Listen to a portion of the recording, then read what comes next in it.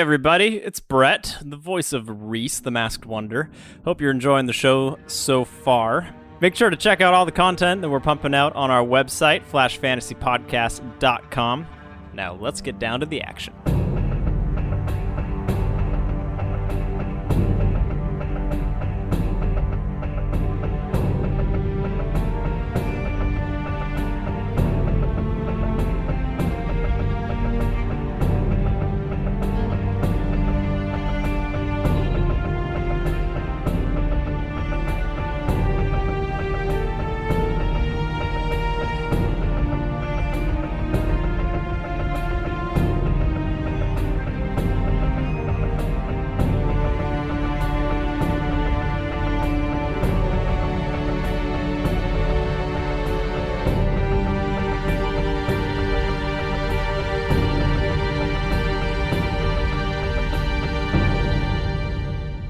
With danger behind them and their new party member Lerots in tow, the group consisting of Vael, Reese, Lyrian, Mick, and Ephron are back aboard Captain Kel'nias' ship as she makes way for the nearest port, hopefully allowing our adventurers a moment of respite after their difficult journey so far.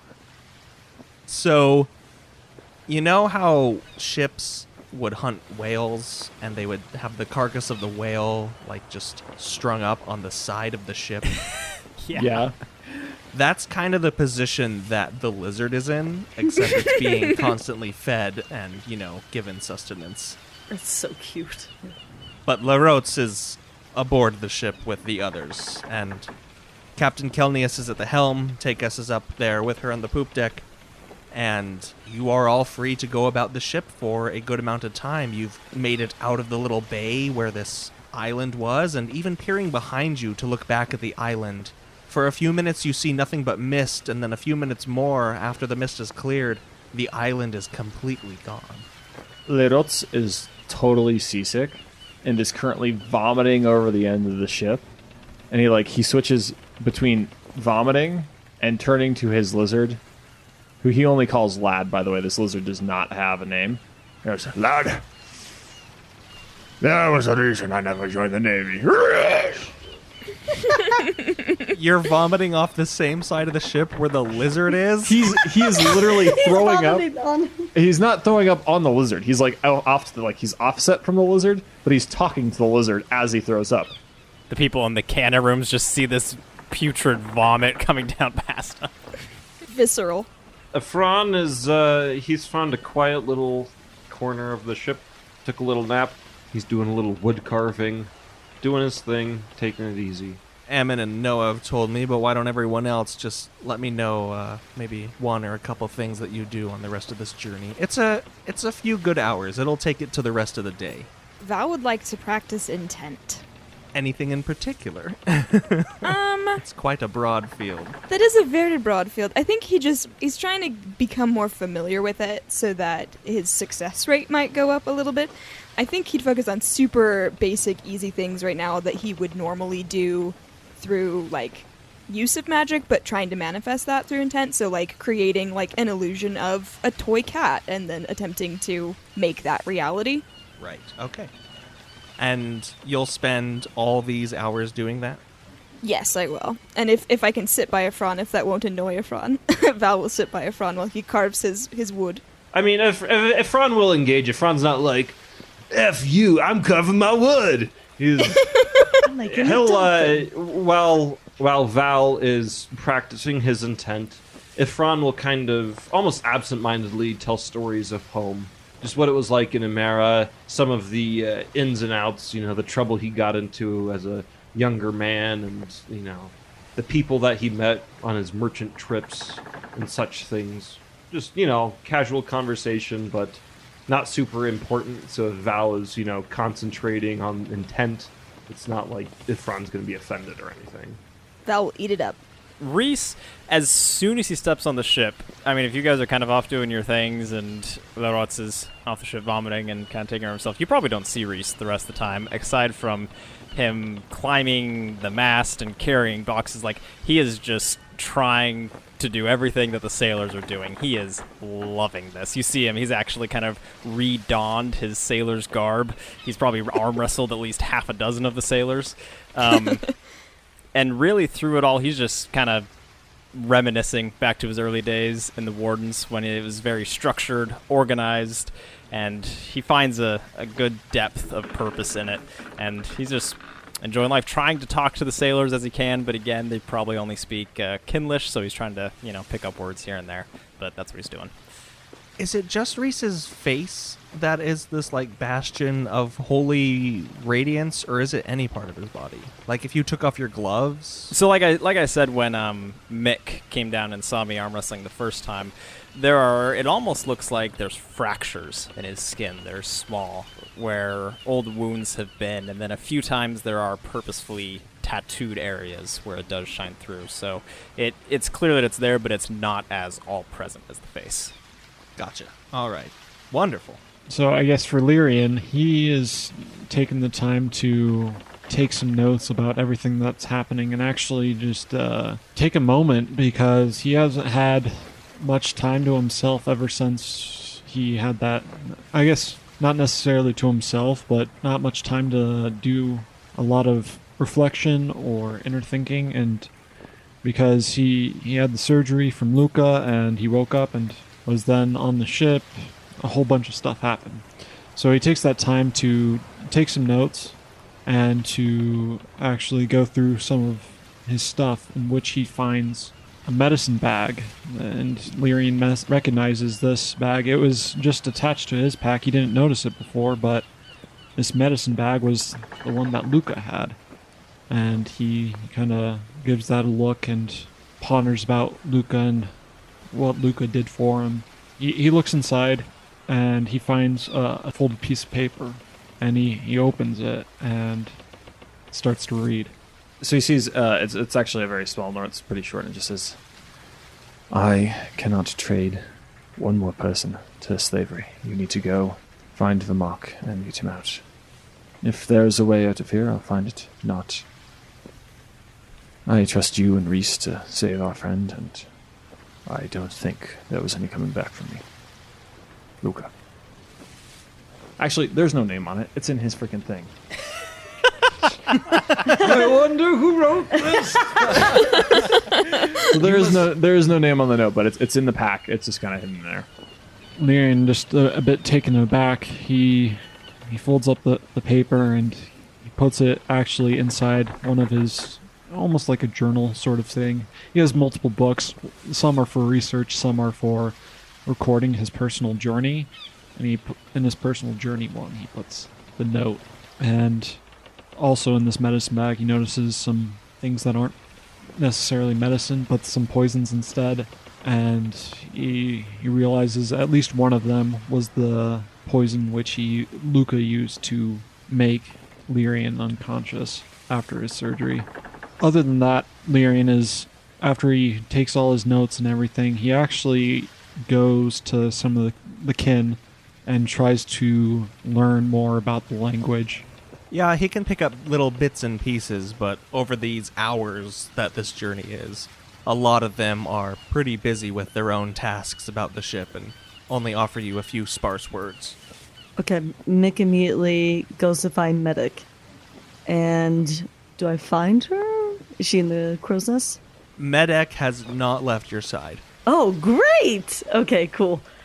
So I turn to Medic, and Mick says, "That was quite a pickle we got ourselves into, huh?"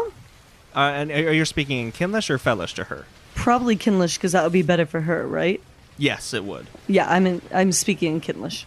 She says, "Quite. It is good to have a..." And she looks at you and she says, "Yemet." And then in Fellish she says, "Friend." Yes, I understand. I do believe we are, Yemet. In troubling times, it is good to have a friend. Absolutely. So I don't know much about how you came to be here. Medic?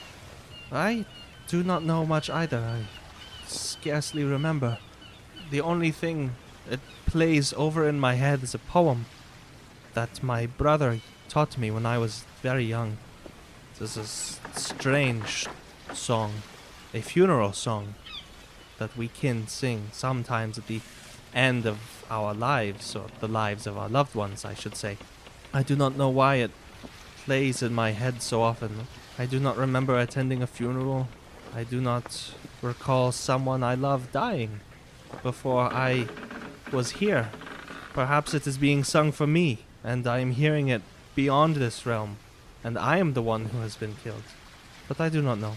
And she kind of just fiddles with a few rings on her fingers, and she's not really looking you in the eye as she's talking. And the song, will you at least tell me the words to it? Yes, would you prefer it in Kel'nias or Vaelish? I can try to translate if you want, or just say it how it is. Just say it how it is. Very well. If you don't mind, it is also popular as a poem to be read at such eulogies. And sometimes I hear it sung, and sometimes I hear it read. And it goes, Ledit lod sulra, tolsis vama, merdom lod rivra henaan, eith vadagari, onoi lodaketikin, raan mieth sousiln, ekalda gunalda. And there are more verses, but and she's really just like really fidgety right now. She's like, I can't seem to remember them all. That's interesting. Very interesting, in fact. You don't remember anybody dying, but you don't know how you got here either. Very interesting. She kind of looks around at the rest of the crew, and she's like, knowing what this place is and how the others got here, one can pretty safely surmise their own fate. And do you remember much about your life before this? Unfortunately, it fades after time. I'm surprised that so many here do. And she kind of cocks her head and she looks at you and she's like, did you understand the words of that poem very well? Not enough that my knowledge of the language allows me. Here, I will come and write it for you. And perhaps that will help. And she holds out her hand for you to take. And Mick takes it. Then she leads you below deck, where there's a long table for the crew laid out, and she fetches some parchment and a pen and begins transcribing this song. And it takes her quite a while to get everything done. As the day draws on and dusk comes upon you, the sun begins to set on the distant horizon, and you see it actually silhouetted against a great shadow in the distance. Captain Kel'nias kind of stands at the top by the helm, and she yells down, at least to Ifran and Vael, who are the closest, and she says, "We're coming upon the port city now. I'd prepare yourselves and your traveling companions." Thank you, yes, we will do that. Does Val cast seeming or something? I feel like that's what the captain was alluding to. Yeah, we can gather everyone. Good thing I have another spell slot. Ifran, after hearing Captain Kel'nias say all this, goes, finds everybody, tells them that, we're getting close, and has them all gather, I guess in the captain's cabin, so that we can disguise ourselves as appropriate. Would you like to be Kin or would you like to be Everett? I personally would like to be Everett. I think I have quite enough of the kin for at least the rest of the year. After Ifran gives his specifications of how he would like to look, Reese kind of points out to a few of the passing by Elfkin who he can see continuing to work on the deck, and he says, anything that looks vaguely similar to any of those would do just fine. Have about the right build and size for it. I think you can do the rest. Is that I can, yeah. Lyrian? I'll be an Elfkin. Alright. I cast Seeming. Wonderful. Everyone adopts their new appearances then. I give Ephron hair that is like mine, but like blue, like electric blue. Oh yeah, blue and frosted tips, nice and spiky too. He goes by Lance Bass. If there's anything you want me to change, I can do so. It is easy. No, this form is quite fine. I assume that all Everett have such colorful hair. Of a nature, yes. Very well. Well, if I am to learn more about your culture, well, then I think this form will suit me just well enough. Lerots staggers in because they're making port, and this is like the cabin, right? That you guys are at. Mm-hmm. Well, he staggers in, still looking horrifically ill. If a gray being could look green, he does. And he says, No, that shop, we don't want them to be able to see as the Babette. Oh, wait. That's quite clever indeed. Well, I'm going to look my best. I'm going to look my best too. Just give me a moment. Don my armor. Make his radiance proud, not yours, of course. and he just gestures to one of the Elveret, because he doesn't actually know who's supposed to be who. So he's just like, Not yours, of course. referring to Reese. I need the land. I need it indeed. Ephron does look at everybody. He says, "Okay, now everybody, please listen. This is important. So I believe it would be wise to have Val take the lead. He is an actual Everett. He speaks the language, and he knows the customs and the culture, as does Lerots.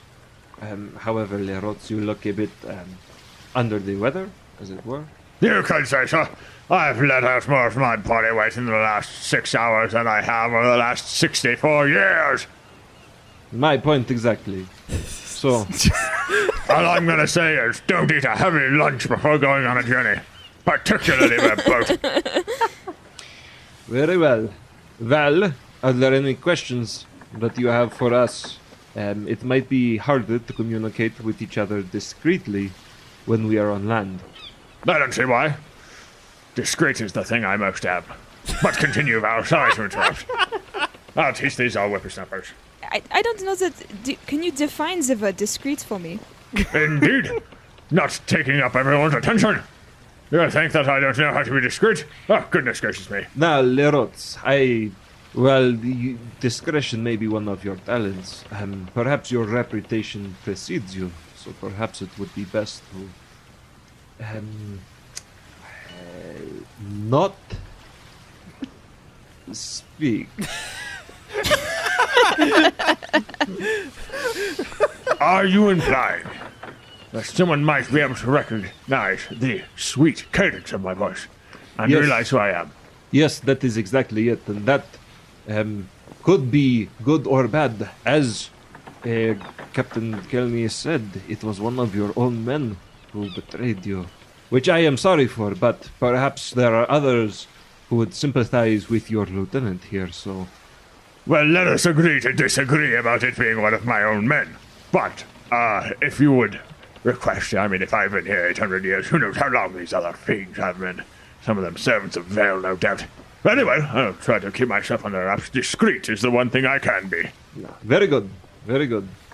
So after addressing the whole party, saying that Val's going to take point, Ephron does pull Val off to the side, and he says, "Val, you are very intelligent, and you should have confidence in that. Be confident, be assertive. Okay? You will run the show.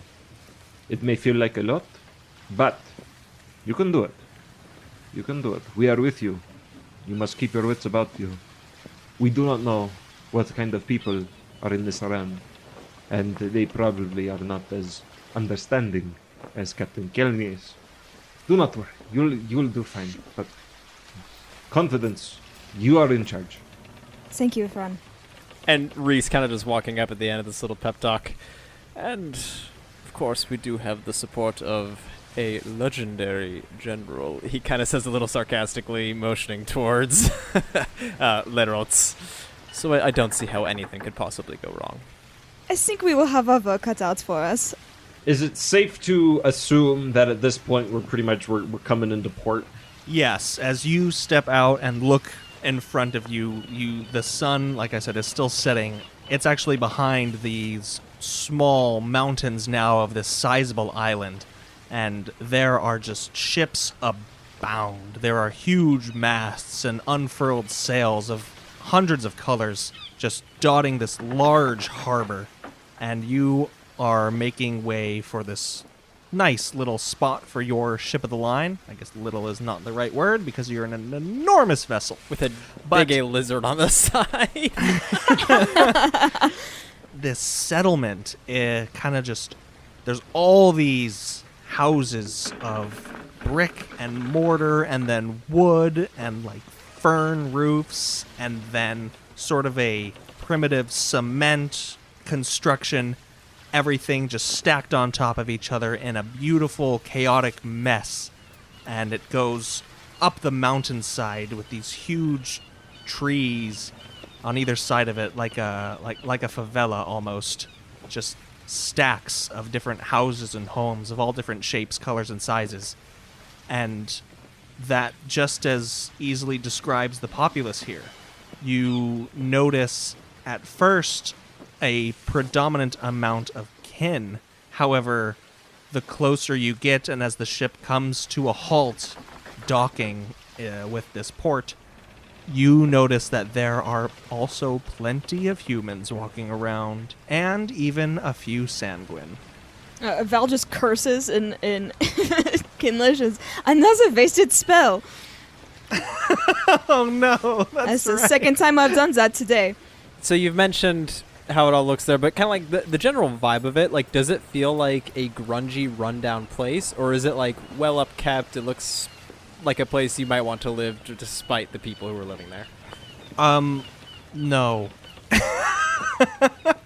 I wouldn't say that you wouldn't want to live there because of the people living there, but I think beautiful chaos is a nice way to put it, in that it's incredibly aesthetically pleasing. However, looking around, it's clear that there is no rule of law, and that it's everyone for themselves. I will appropriately grunge up my party members' illusions here. You are easily able to do so. But it does seem that the kin are in charge. Cool. So the seeming wasn't all for naught. So as the gangplank is set and the different crew members start to disperse into the city, Kel'nias comes up to your group, who are, I assume, just still standing on the main deck. She kind of grabs Val and Efron from either side, and she's between the two of you, and she smiles, and she looks at everyone, and she says, "Welcome to Ra'an." Funny name for the city, given that it's simply the Kinlish word for we. But it is quite the bustling port you'll find. You can find anything here. However, I think we, and she, motions with her fingers to your little group, have a very specific itinerary before I let you off the hook for a little while. So, who wants to meet Vael? At this moment, he had to put on his armor, and you hear the creak as he opens the door, and you see a man, and by man I mean kin, you see a kin standing in magnificent, ornate, full-plate armor, but it's like obviously ancient. Like this is like 800 years of technology has passed this armor up. So it's still effective, but it's like too heavy and like got weird things on it. But he walks out, he's kind of unsteady. He goes, "This is a delightful place. Delightful indeed." It's what you could say is the opposite of discreet. As well, yes, as Lerot, makes his presence known.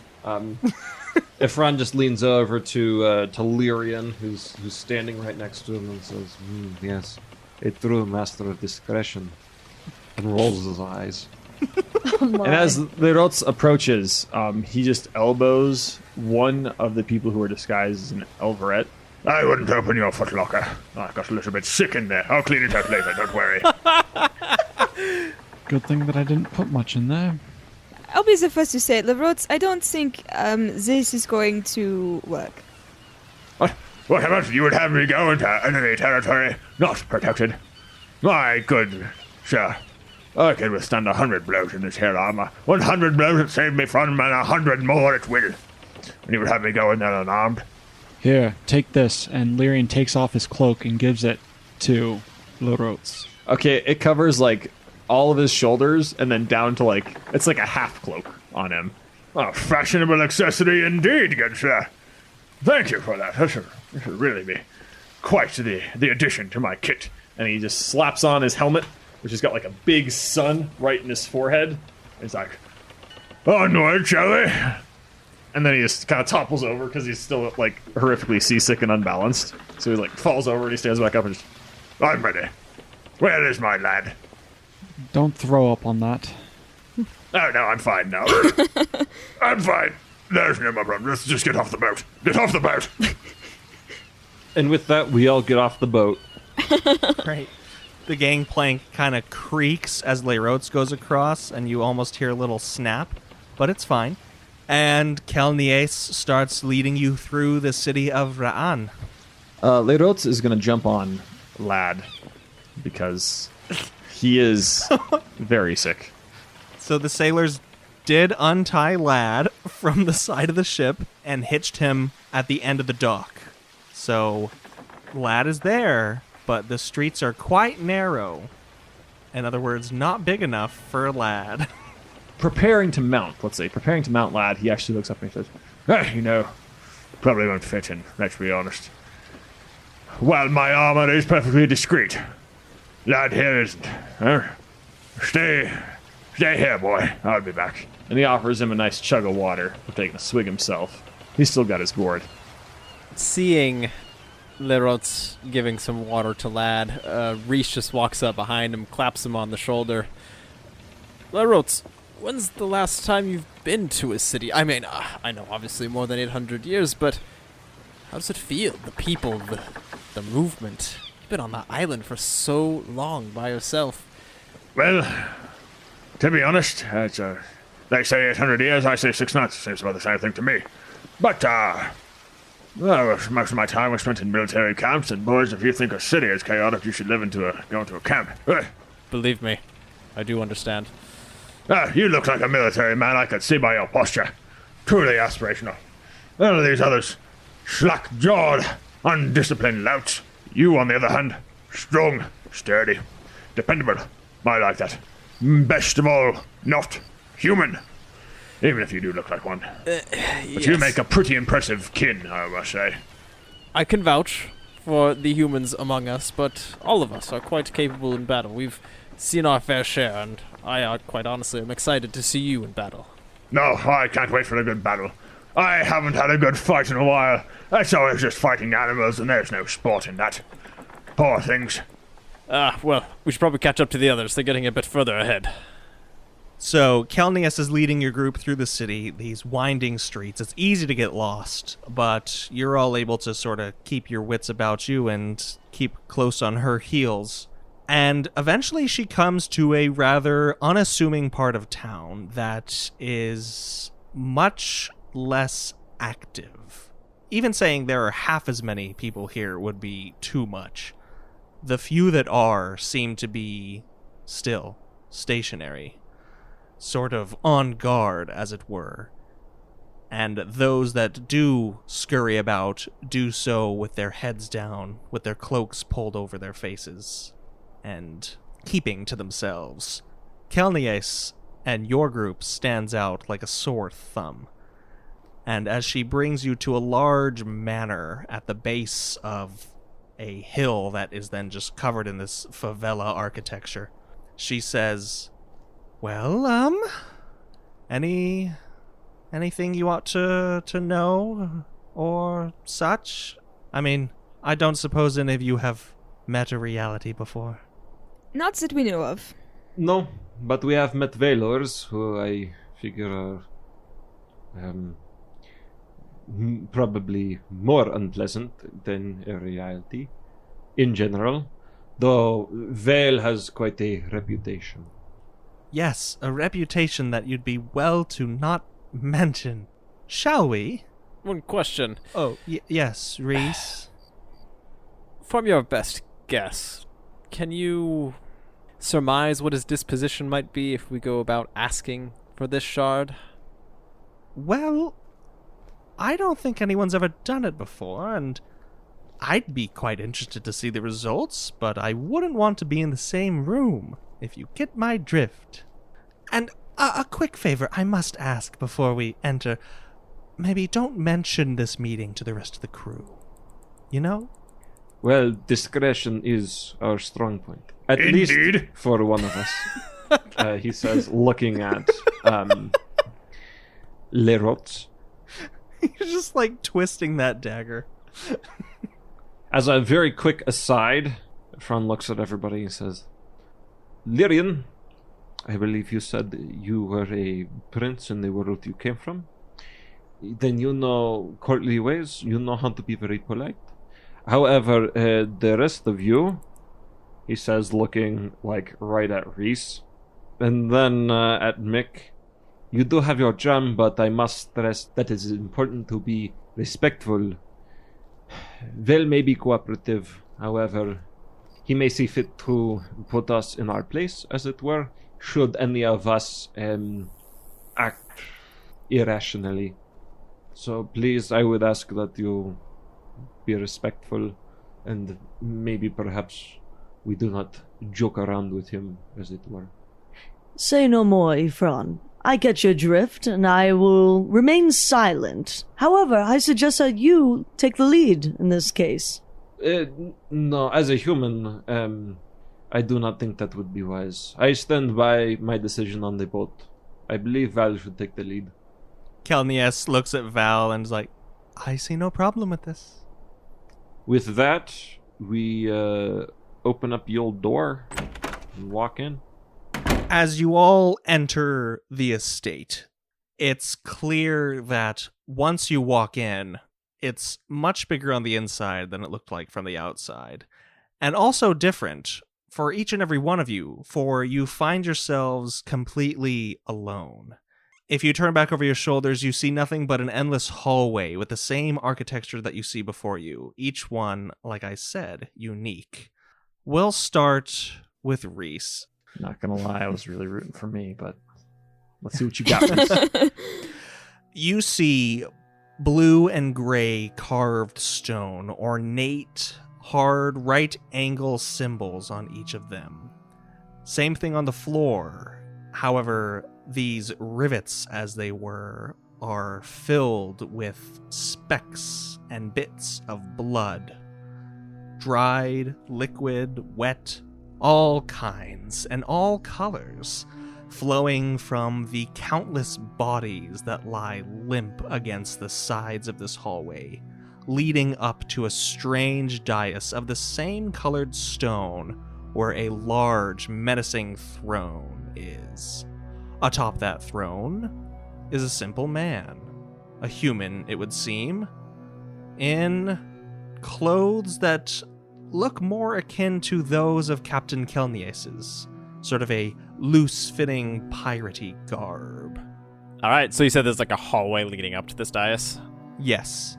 All right, Reese proceeds, taking in the surrounding, being cautious, very clearly on edge now that everyone is gone. Mm-hmm. But, also not being like super concerned. He's trying to be a little casual-like, and he approaches the dais. And the voice, I wouldn't say booming, but just the nature of this room kind of amplifies it. The figure is sort of lazily splayed on this throne, one of its legs just sort of over the armrest, the other one out in front of it. And his arms are just dangling behind him, kind of toying with a knife.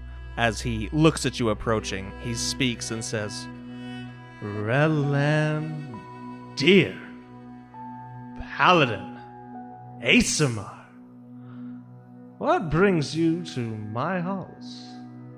Reese is now, he was trying to play cool, but again, that kind of ceases, and he's now apparently pretty visibly shaken, but addressing him. Seems you know quite plainly who I am. I am surprised then, if you do not know what it is I want. One can know a lot about a man and not know his intentions. but one could surmise from the nature of a man his intentions, and I surmise then from your nature that you want to do something that is paladin-like. I don't know, why don't you just tell me? Reese kind of shrugs a little bit and, well, I'll tell you what, I'll be straight with you. I'm looking for a shard of Imin in this realm. I want it. I want to get back to wherever it was I came from. No, not little, not now, not within the next hour, within the next 10 minutes. Big picture things. What do you want, man? You know, I'll be honest with you. I don't take the things that I say lightly, but given the circumstances and the interactions I've had with other Vaelors, I don't think I'll give you the usual run around the mill that I would give someone asking questions so blatantly. Very well. I feel lost. There, is that what you want? Is that what you want to hear? I don't think that these beliefs that I've held so dear for so long, the Rift Wardens, as I'm sure you know who they are, really meant anything now. I've come to the decision that men are men, gods are gods, and I'm stuck somewhere awkwardly in the middle, helplessly, hopelessly lost. Vael has stopped twiddling with this knife, and he kind of just holds it. He's holding it by the tip, and he kind of just, like, dangles it in front of him, like, pointing at you. He's like, well, let's... two things. One, I'm not a Vaelor. Reality. Big difference.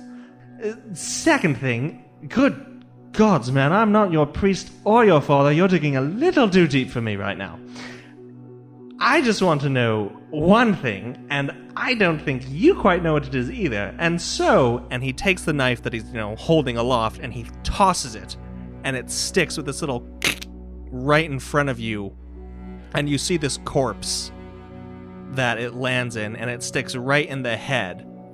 And then he says, I think it's that. And he kind of motions for you to turn the corpse over. It's like, go on. Reese, keeping his eye directly on Vael, bends down. He puts his arm on its shoulder. And then as he turns it, he looks down. And you come face to face with Vamok. We'll go to Mick next. As you enter the estate, you are surrounded by this sort of wooden architecture. It's very homely, it's very cozy. There's little alcoves with tables covered in ale and different parlor games. There's different fireplaces burning, and at the far end is a wide, long bar. And sort of just standing at this bar, one elbow propped up, another one holding a glass, lazily polishing it to no end, is this same character that Reese saw. A simple human. Seems to be of Fellish descent, in this, like I said, loose pirate garb. Okay, Mick walks up to... He's at the bar, right? Yes. Mick walks up to the bar and says, love what you've done with the place, and sits down next to him. And he says, well, it was my mother's, so you'll have to thank her. Unfortunately, she's gone the way of the world. Oh, bish bosh, that's a really nice way to say that she's dead, correct? Oh, no, not at all. She just left someday of her own accord. She took a sack of potatoes, a great big fork and a spoon, and said, son, I'm off. And I never saw her again. Nor did my father, God rest his soul. Oh, that's a shame. I have a similar story, but I can't remember it, so I'm afraid I can't tell you it. Really? Your father's soul was taken by an ethereal? No, I didn't say it was identical to yours, but no. Yeah, I take it you're one with many stories. Sometimes, on the occasion, I could have a story. Other times I don't. What of it? Well, let's examine that sentence first and foremost. Many times you have a story. I think all times you have a story, Mickey. The times where you are not parading around a story are so seldom, far and few between, that I fear you forget what is and isn't you at times. Very perceptive. And how do you know these things? You carry a story yourself, don't you? Oh, no, I just made that all up, but judging by your response, I assume I was right. Ah, cheeky are we? It is my nature. Well, not really. My nature is one of death and destruction and murder and plots and conspiracy. And as he's saying these things, the glass in his hand breaks and it slices into his palm and like blood starts flowing out onto the bar top. But he just keeps wiping away at this glass as if nothing happened. Well, I forget myself. My apologies. You're doing quite well in your dominion. Yes, one could say. You, on the other hand, are far from your own lands. Yes, I guess you could say that. It depends on who you're asking. Then who am I asking? Well, it's me, Mickey, of course. Mickey. And this is the latest name you have for yourself, or is this one you've decided to stick around with? Well, I guess you could say it's something I've become accustomed to and I rather enjoy, so yes. Good gods, man. Tell me, can you just say a straight sentence? That depends. Oh, we're going to have fun with you. And then let's flash over to Val as you hear the slam of a door behind you as you enter the estate. Looking around, you do see a door behind you, unlike the others did.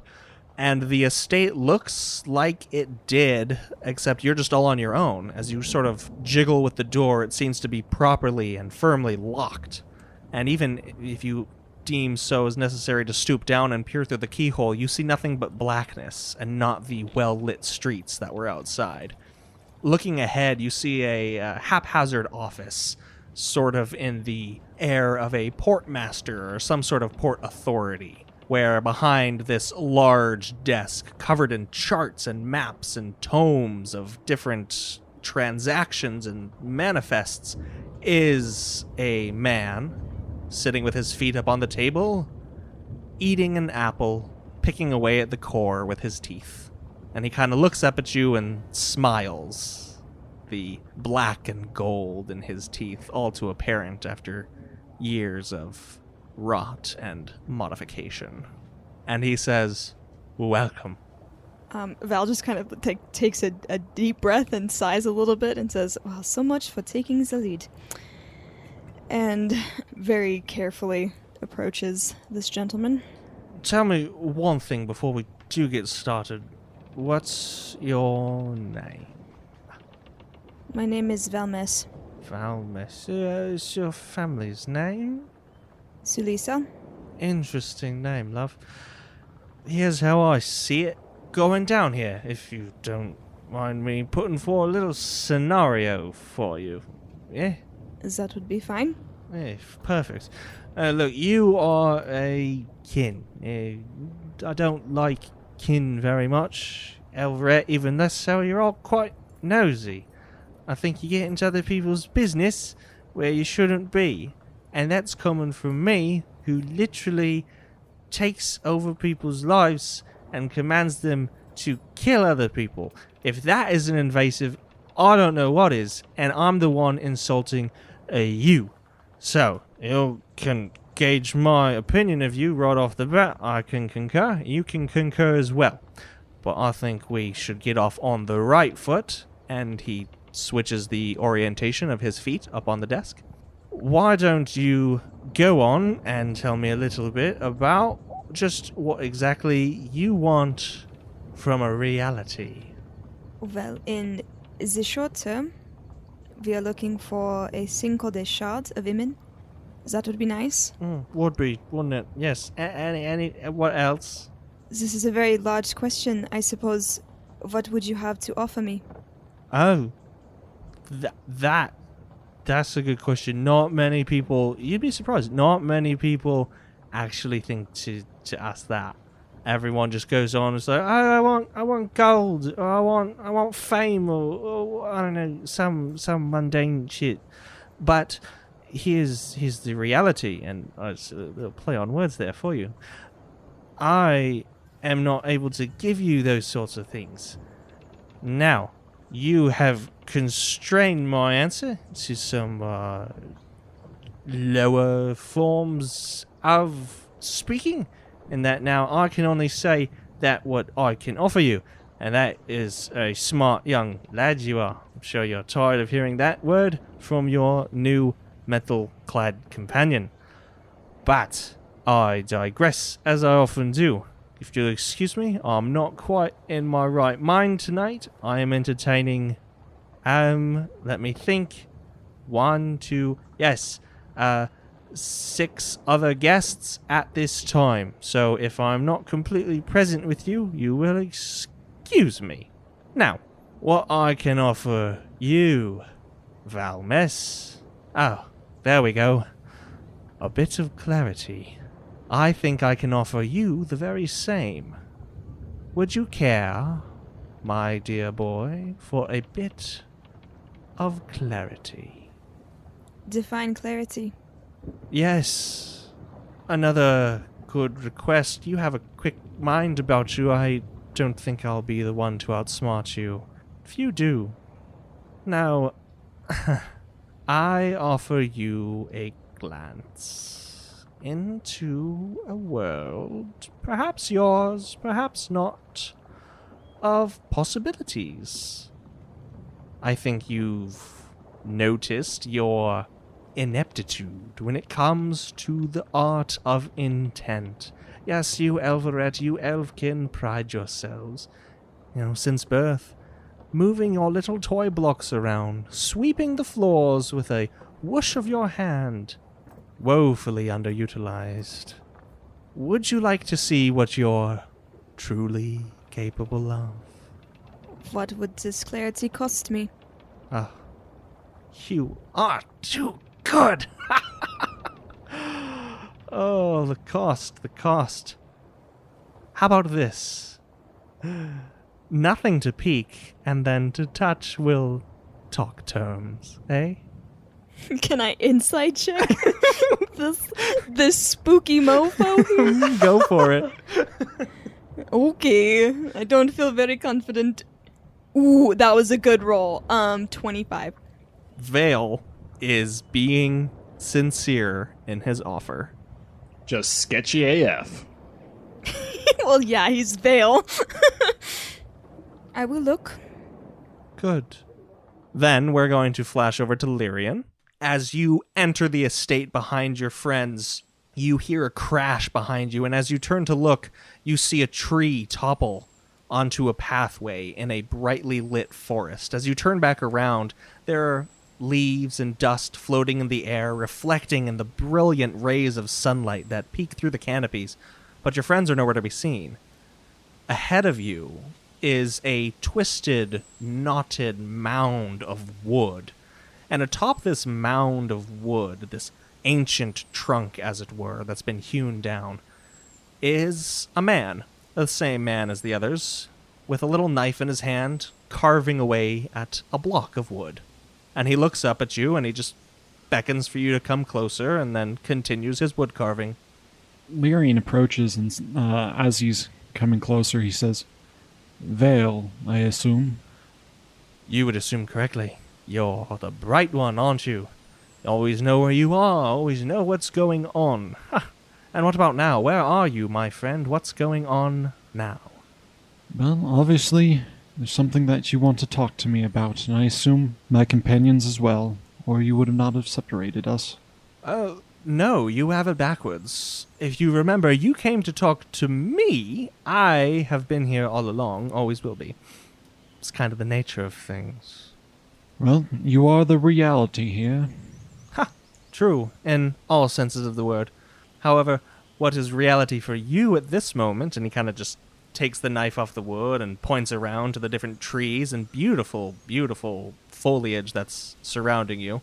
This may or may not be real, and I'm going to give you a little spoiler here, but it's on the may not be side of things. Yes, I assumed as much. Now, what is it you want to talk about? Well, I thought I would come meet the great reality that you are. I have heard things about you, and while we were here in your realm, I thought it may be best to meet you. I don't know if you're trying to be patronizing or flattering or both or neither, but whatever angle you're pushing, friend, it's not working. Good gods, loosen up a bit. What's got you down? I see you've suffered a little bit in the last while, pointing to your, open armor and obvious scar from where Luca performed surgery on you. Yes, you could say I've been through much, but I guess what's got me down is the Vael that we previously visited. Which one would that be? I believe his name is Barsuak. Ah, Bar Surak, as the Sanguines say. Batrahan, as the Fellish folk would say. Right bastard, as I would say. Let me guess. Made some sort of deal? Lord of Decay? Some sort of peddling he did? Let me guess. He presented a situation. Yes, I'm getting hotter. I can feel it. I'm feeling it. And it was impossible to get out of. Yes, there we go. That sounds like him. And something had to be paid. A price had to be paid. Yes, that's it. It's always the prices with him. Boring and predictable. Let me guess. Someone died. Someone got left behind. You're all shook up about it. I have made peace with what has happened. Right. Keep telling yourself that. Look, lad, Lyrian, Lafruilon. Keepers of the moon, are you? Well, there's no moon here, because I don't want there to be one. But, listen here, boy. I can offer you something. For an exchange of services, I think. Don't worry, you're already in my domain. You're not going to be damned here, or banished here, or what have you, once you die. It's not already happened, but laws and binding and whatnot, all the ethereal garbage that you don't need to know about. I need you to do something for me, and you need something from me. Why don't we strike a deal? Well, it depends on what you would have me do and what I would receive in return. Good. Then he extends his hand beside him, and a new tree trunk just spouts out of the ground, spraying dirt and mud and bits of root everywhere. And he pats the top of it excitedly, and he says, "Come, take a seat." On to Les Rots. Excellent. Oh, man. As you enter the estate, there is a large crack and a boom, and you suddenly find yourself in the midst of a battlefield. There are kin in brilliant armor all around you, fighting with humans, just cutting them down, and there is chaos, and there are impacts and explosions, and you hear orders being barked in Kinlish and Fellish and all sorts of different tongues, screams of the dying and the living alike all around you. What's your reaction? I love the smell of blood in the morning. It's good to be back, boys. And he throws himself into it, swinging his leg, getting ready to go. Yeah, you go off, and you're just going as you were, charging into battle, swiping away enemies, and then suddenly everything freezes, and you feel this cold feeling right in the middle of your back. Darn horrific sight this is. Looks like the blade got me it finally. Nothing could ever be as cold as steel coming into you. And he tries to look around. As you look around, you kind of draw yourself off of this cold sensation, and you look behind you, and you see a kin in armor with familiar markings, part of your own company, in fact. This wicked dagger covered in your blood, just hanging in the air. This scene frozen all around you. Upon turning, does Lerot feel any sort of weakness? No, you do not. You feel rather light, despite wearing full plate. Lerot is then going to spit on the dagger. He's going to say, You thought it would be that easy to kill me, boy? Fool indeed. and he's going to try to knock the dagger out of the hand of whoever had stabbed him. You do so, but you sort of just like bounce off of it, like unable to move any part of this picture in front of you. And as you do so, you hear words coming up behind you and footsteps in the dirt. And he's like, "Now who's the bigger fool, mate? The fool that is there's a saying about it. I can't quite remember it. I'm quite sorry. I'm not one with the words today. Very absent-minded. Everywhere at once, you understand, I'm sure. My name is Vael, and if you turn, you see this same human figure as the others. Lerots turns and seeing this human, would you say he is a human of large proportions, or would you say that Lerots is kind of towering over him? No, he's just as tall as you. Cool. Well, I'll be darned, Red, you say? I'm not surprised one as undesirable as you would take the image of a human. Well, I apparently have been in your realm for a while. Yes, you have, mate. I'm quite sorry to tell you, but you are dead, and that is my good boy there that did the stabbing. Very sorry. A right coward he was, taking me out from the battlefield. Couldn't even kill me in the hour. Must have mistaken it. Died in my sleep, I thought that's what they said. I can't remember. Oh, goodness, I didn't even know I died. Well, what would you have of me? We've been seeking you, but to be honest, that was more of that other group. I'm just here for the company. Oh, and company you'll have, mate. Don't worry about that. Oh, walk with me a bit, won't you? And he beckons you to follow beside him. Well, if you're as polite to ask me, I am of course as polite to follow. Let us go. Yes, a gentleman would oblige. Indeed.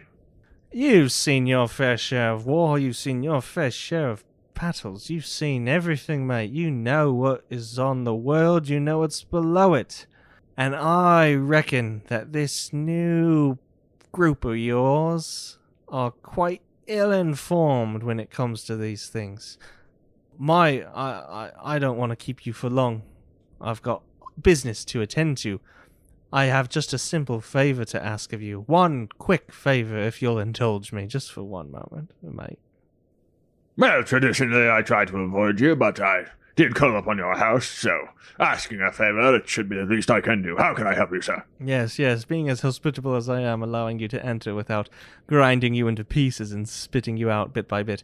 Yes, a favor. Just one quick thing. Very soon, if you, go along and are successful in your little quest, you will find yourself back in the world of the living.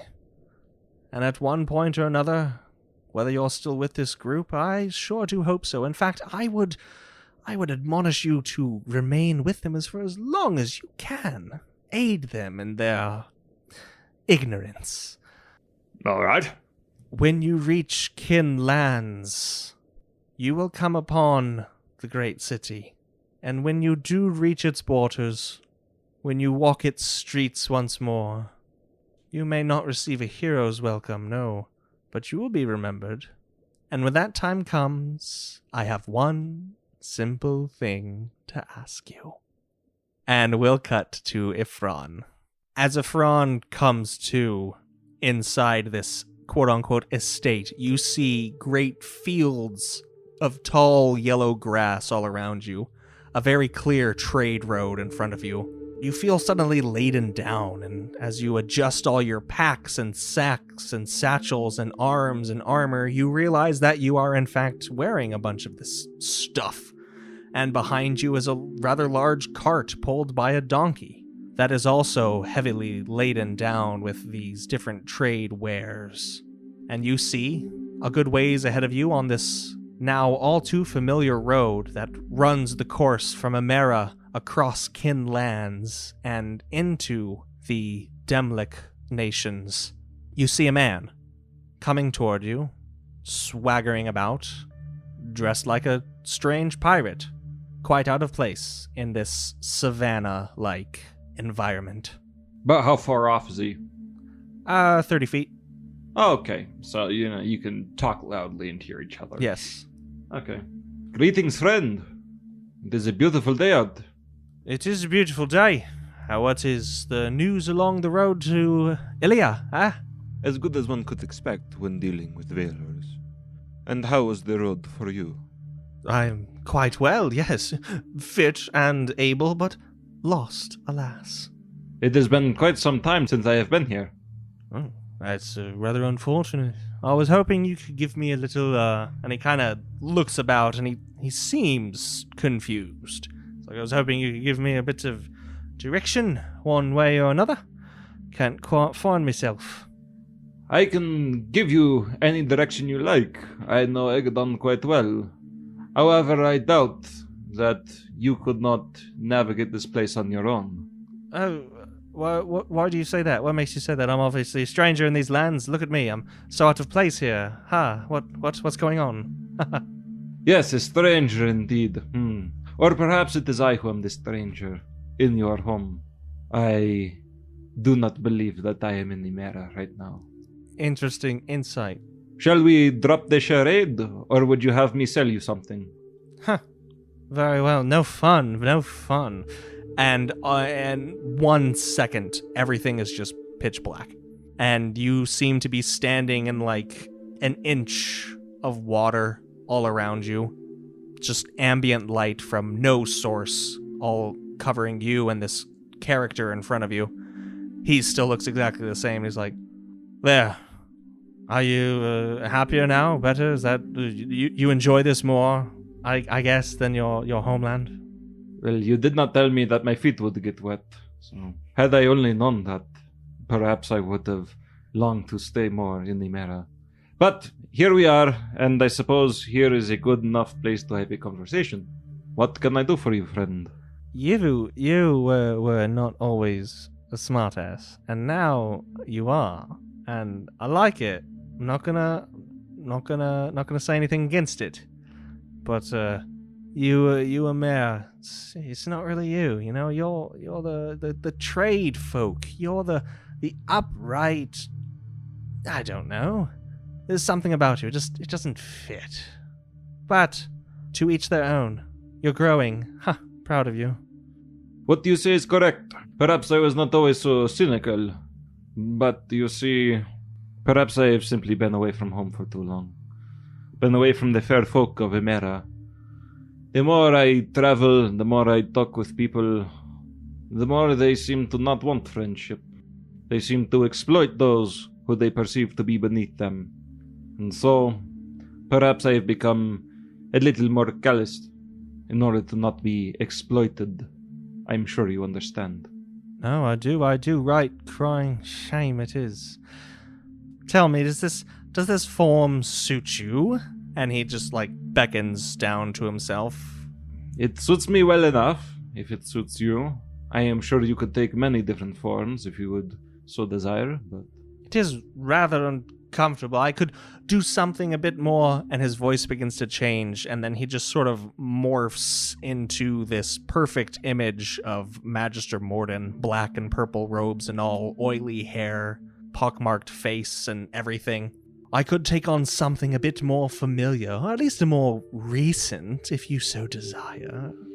I did tell you that your previous form was fine by me. Well then, why don't we go even further back? And he shifts again, and now is in the form of a sanguine. In fact, one of the very first sanguine you ever met. The one that was your guide, that introduced you to their society, that taught you their language, and then one day disappeared. You never saw him again. And what of this form? Do you find it more agreeable? So what, have you been watching me? Have you peered into my past? You hope to rattle me? Say that my friend was your agent the whole time? And he shifts again until the face is one strikingly like your own, except it's not. It's your father's. And he looks down at you and he says, Ifron, my boy, I am your past. I am everything you've ever known. I find that hard to believe. What proof do you have? What proof that this is not some trick? You can appear as anything that you like. Of course it is a trick.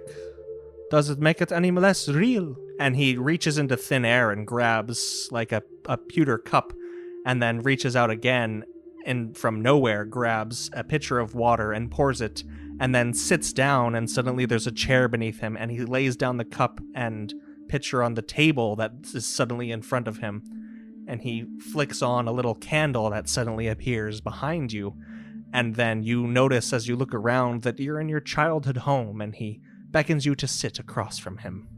Fran does so, staring him in the eyes the whole time. He pours you a cup of water and slides it over to you. Fran drinks from it. He's not too worried about it. And Vael drinks as well, still maintaining the visage of your father. And then he sets the cup down and he just says, there is much that we could discuss, son. I have not seen you for many, many years. It is true, there is much we could discuss, but perhaps some matters are more pressing than others. Perhaps. And his voice changes back to Vael's, but he maintains the image of your father. What matters then would you bring to me? Is that? The shard of Eamon. You hold one, and we seek it. Oh, you mortals and your blades to kill gods, you are obsessed with them. I will confess, we did not know it would kill a god when we first started out on our little quest here in these unsavory worlds. Maybe gods is not the right word, excuse me, but perhaps I spoke too candidly. God, Vaelors, some people worship them as such idiots, if you mind me saying it. But, yes, Eamon will kill a Vaelor, or all of them, or one of them, or two of them, however many you deign fit to die at the moment that you're able to do so. And he takes another swig. Well, there are at least 6 which seek our heads. Perhaps you might be able to illuminate my mind as to why they wish to destroy me and my companions. Usually I'd find myself in a position to tell you exactly what it is you want to know. And it is embarrassing for me, quite embarrassing, that I cannot actually say with a surety why they hunt you. You aided in the creation of a new Vaelor, Mirlag, who has taken on those illustrious virtues such as debauchery and hedonism. Yes, that was really the one they needed in their ranks, and he spits off to the side. Look, I'll be honest with you. There are things that I do not know. There are powers in play that I am unaware of. Your little party is an anomaly. Who you work for is an anomaly, and I would very much like to solve this little mystery. Then it seems we have a common goal for the moment. Oh, do we? We too would like to solve this mystery. I believe you mistake me, Vael. You see, I am a tradesman. I am a merchant. I know how to make a deal. And I believe that whenever there are negotiations, each party can walk away satisfied. I concur. So, what is it you want? It sounds like there is something. There must be something. There's always something. Yes, there is. You were given a very specific charge from a very specific individual to retrieve someone from, I believe you were told, my grasp, though that would be, as of current state of things, incorrect. This friend of your friends is no longer in my possession. He's seen to set off on his own once more. Something about power and the pursuit of it, you know, mortal things. But I am much more interested in your quote-unquote employer. The Wanderer. Yes, you call him the Wanderer, and we call him many other things.